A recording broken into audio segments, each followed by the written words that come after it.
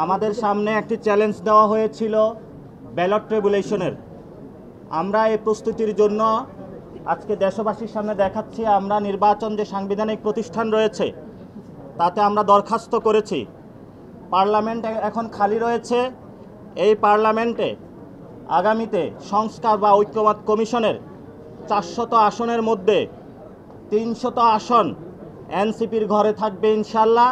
এবং এইবারই এনসিপি পার্লামেন্টে জাতীয় সরকার গঠন করবে, যার মধ্য দিয়ে গণ অভ্যুত্থানের সংস্কার, গণপরিষদের যেসব কার্যাবলী রয়েছে সে সকল কার্যাবলী জনগণের ম্যান্ডেট নিয়ে ব্যালট টেবুলেশনের মাধ্যমে ইনশাল্লাহ বাংলাদেশে সম্পন্ন করবে। আমরা আমাদের দলীয় প্রতীকের ক্ষেত্রে শাপলাকে প্রাথমিক দিয়েছি এবং সেখানে কতগুলো কোশ্চেন এসেছে যে আমাদের প্রতীক কি, আমরা নিবন্ধন আজকে কেন দিলাম। আপনারা জানেন আমরা স্বল্প সময়ে দল গঠন করতে পেরেছি এবং সারা বাংলাদেশে কথা বলেছি, কিন্তু আপনাদের মাধ্যমে দেশবাসীকে জানাতে চাচ্ছি আমরা অনেক জায়গায় আমরা অফিস নিতে গিয়েছি, সেখানে আমাদের অফিস নিতে বাধা দেওয়া হয়েছে। অনেক জায়গায় আমরা কমিটি গঠন করতে গিয়েছি, সেখানে ছল ছাতুরির আশ্রয় নেওয়া হয়েছে। বিভিন্ন দল তাদের দলীয় এজেন্ট বিভিন্নভাবে আমাদের মধ্যে ঢুকিয়ে তারপরে তাদেরকে আবার এই পদত্যাগ করিয়েছে। এই হলো বাংলাদেশের রাজনৈতিক কালচার। আমরা সকল প্রতিকূলতা, সকল চ্যালেঞ্জকে মানিয়ে আজকে আপনাদের সামনে এখানে উপনীত হয়েছি।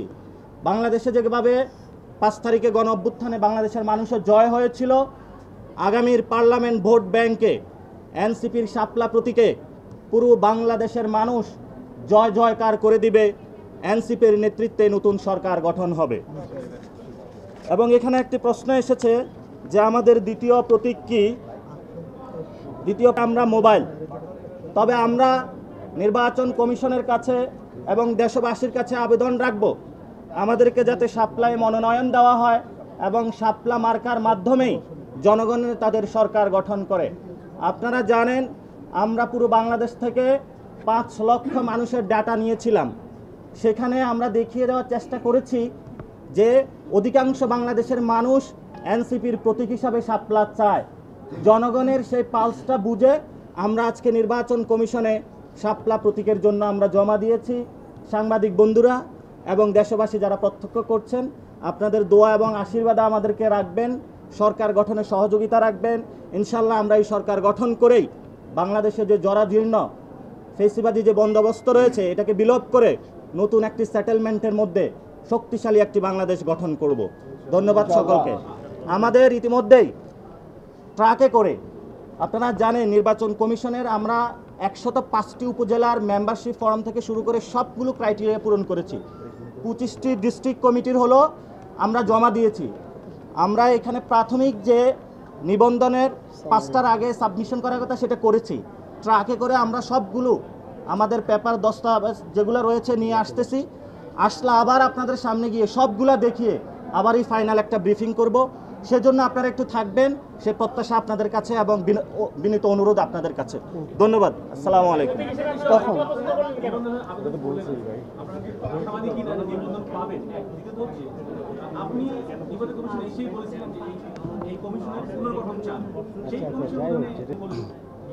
ইলেকশন কমিশন একটি সাংবিধানিক প্রতিষ্ঠান, কিন্তু এই সাংবিধানিক প্রতিষ্ঠানকে গত 15 বছরে ধ্বংস করা হয়েছে। কিন্তু সাংবিধানিক প্রতিষ্ঠানে যারা ব্যক্তিবর্গ রয়েছে তাদের যেমন পুনর্গঠন করতে হবে, নিয়ম নীতিরে পরিবর্তন করতে হবে।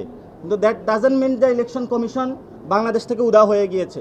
এই কমিশনকে আমরা পুনর্গঠন করতে চাই, শক্তিশালী করতে চাই, জনগণের ভোটাধিকার প্রয়োগ আমরা বুঝিয়ে দিতে চাই। সে প্রক্রিয়ায় কিন্তু আমরা আজকে এসেছি। এর মধ্যেও আমরা বলে যেতে চাই, আমরা আজকেও বলছি ইলেকশন কমিশন পুনর্গঠন প্রয়োজন এবং এই সাংবিধানিক প্রতিষ্ঠানটা নতুনভাবে বাংলাদেশের আশা আকাঙ্ক্ষার প্রতীক হিসাবে তুলে ধরা প্রয়োজন। আর সেকেন্ড কোশ্চেনটা, নিবন্ধন পাবেন কিনা। নিবন্ধনের যেসব ক্রাইটেরিয়া ইলেকশন কমিশন থেকে দিয়েছে, দিনরাত পরিশ্রম করে আমরা সব কিছুই জমা দিয়েছি এবং জনগণের সামনে আমরা উত্থাপন করেছি। পাড়ায় মহল্লায় আমরা ঘুরেছি, পথসভা করেছি, জনগণের কাছে গিয়েছি। প্রতিষ্ঠা বার্ষিকীর মধ্য দিয়ে আমরা জানান দিয়েছি বাংলাদেশে এনসিপি বড় একটি রাজনৈতিক দল হিসাবে বিরাজ করে। এখন জাস্ট দরখাস্ত দেওয়ার পালা, আমরা সেই প্রক্রিয়াটাও সম্পূর্ণ করেছি। আশা করি এর মধ্য দিয়েই অতি দ্রুত সত্বর আমরা নিবন্ধন পাব এবং এই নিবন্ধনের মাধ্যমেই আমরা আগামীতে কার্যকর সংসদে সরকারি দল হিসাবে এবং সরকার গঠন করতে সক্ষম হবে ইনশাআল্লাহ। দেশবাসীর কাছে দোয়া রইল। প্রথম প্রশ্নের উত্তরে একটা প্রশ্ন, ইসির পুনর্গঠন চাচ্ছে, যদি পুনর্গঠন না হয় শেষ পর্যন্ত আপনাকে এই ইসির অধীনে নির্বাচন যাবেন কিনা? পুনর্গঠন বাংলাদেশে অনেক প্রতিষ্ঠানের সংস্কারের কার্যক্রম শুরু হয়েছে, পুরো বাংলাদেশের মানুষ চায় পুনর্গঠন। সো পুনর্গঠন না হওয়ার কোনো উপায় নেই, যেহেতু এটা জনগণের দাবি এবং জনগণের দাবির ভিত্তিতে বাংলাদেশে অনেকগুলো সংগঠন পরিবর্তন হয়েছে, বাংলাদেশে নতুন একটি ব্যবস্থা এসেছে। আমরা মনে করি জনগণের দাবির প্রেক্ষিতে ইসিও পুনর্গঠন হবে। ধন্যবাদ। ইসি পুনর্গঠন হবে, আমরা বিকল্প বি অপশনে যাচ্ছি না। ধন্যবাদ সকলকে। Thank you.